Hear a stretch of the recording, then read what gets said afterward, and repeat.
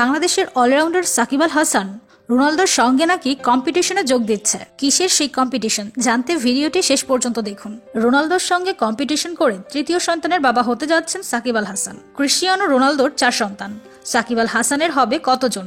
সাকিব রোনালদোকে ধরতে পারবেন কিনা বা স্পর্শ করতে পারবেন কিনা সেটি এখনই বলা না গেলেও এটি এখন নিশ্চিত তৃতীয় সন্তানের বাবা হতে চলেছেন ওয়ানডের বিশ্বসেরা অলরাউন্ডার সাকিব আল হাসান। সাকিব নিজেই এই বিষয়ে নিশ্চিত করেছেন।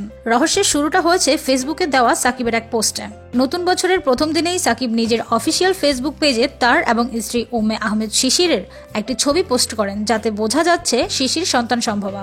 এবং সাকিব তার পোস্টে লিখেছেন, নতুন বছর নতুন শুরু, নতুন সংযোজন, সবাইকে নতুন বছরের শুভেচ্ছা। তখন থেকেই সবার মনে প্রশ্ন, তাহলে কি তৃতীয় সন্তানের বাবা হতে চলেছেন সাকিব? করোনা ভাইরাসের মধ্যেই গত বছরের 25 এপ্রিল যুক্তরাষ্ট্রের দ্বিতীয় কন্যা সন্তানের বাবা হন তিনি। মেয়ের নাম রাখেন ইরম হাসান। বড় মেয়ে আলাইনা হাসানের জন্ম 2015 সালের 9 নভেম্বর। 2021 সালে কি তাহলে সাকিব শিশিরের দম্পতির কোল জুড়ে আসবে তৃতীয় সন্তান? দিনভর এই কৌতূহলে ছিল সবাই। অবশেষে সাকিব সেই কৌতূহলের জবাব দিয়েছেন, খোলাসা করেছেন ফেসবুক পোস্টের রহস্য।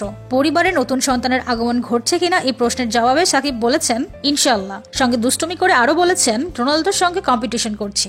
গত মাসে বঙ্গবন্ধু টি-20 কাপ চলার সময় তার শ্বশুরের অসুস্থতার খবর শুনে জরুরি ভিত্তিতে যুক্তরাষ্ট্রের পরিবারের কাছে ফিরে যান সাকিব। পরে তার শ্বশুর সেখানে মারা যান।